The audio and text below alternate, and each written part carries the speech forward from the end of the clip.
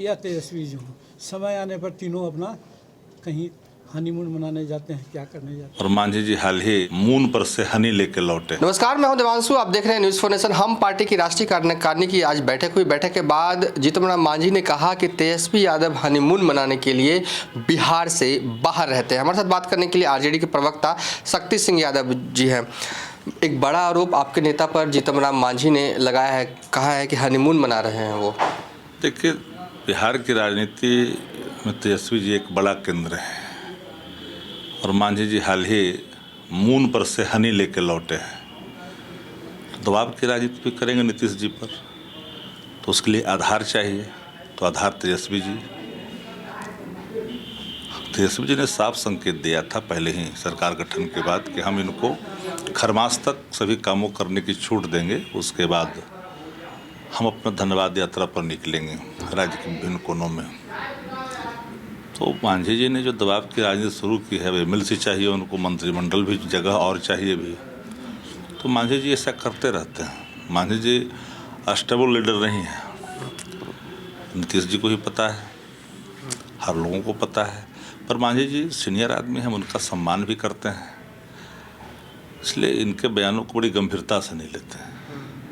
वो कहते हैं कि लोकसभा चुनाव के बाद भी हार कर वो दिल्ली चले गए थे और अब विधानसभा चुनाव के नतीजे के बाद भी हार कर वो दिल्ली चले गए हैं। उनको पटना में रहना चाहिए, बिहार की राजनीति करनी है तो दिल्ली में रहने से कुछ नहीं होने वाला। बिहार की राजनीति तो कर ही रहे हैं।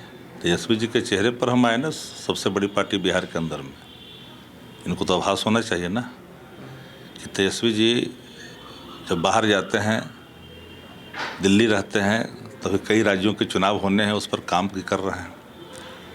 क्योंकि पार्टी की बागडोर जब संभाल रहे हैं तो उसको भी देखना पड़ता है। फिर हम 14 के बाद निकलेंगे भी। तो मांझी जी दबाव की राजनीति करने के लिए जाने जाते हैं और नीतीश जी को भी पता ही है ना, मुख्यमंत्री बनने के बाद वो हटे थे तो क्या क्या बोल गए थे, तो सबको पता है। इसलिए मांझी जी के बयानों को बहुत गंभीरता से लेने की जरूरत नहीं है।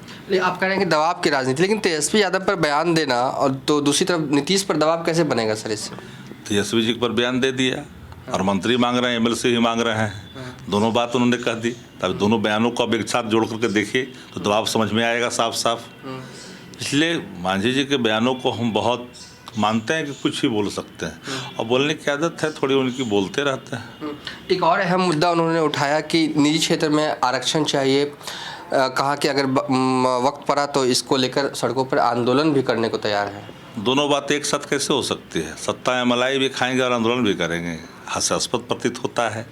अगर आरक्षण की बात करते हैं, जिसकी वकालत तेजस्वी जी ने पहले ही कर दी है कि हमारी सरकार आई 3 क्षेत्रों में हम पिछड़ों को, दलितों को आरक्षण देंगे, तो आरक्षण की बात या कमज़ोर तबकों को, चाहे किसी जाति के लोग हों, जिनका माली हालत ठीक नहीं है, उसके आलोक में उनको तो हम देंगे, उनको ज़रूरत के हिसाब से। पर अब दोनों बात आप एक साथ कैसे कर सकते हैं? अब सत्ता में अपने बेटा को भी रखिएगा, उसके बाद में कहिएगा एक मंत्री और पद चाहिए, एक एमएलसी भी चाहिए, तो 3 चीज़ नीतीश कुमार कितना सहन करेंगे? तो नीतीश कुमार जी को बताना पड़ेगा। तो तेजस्वी तो बहाना है, उनको नीतीश जी पर दबाव बनाना है।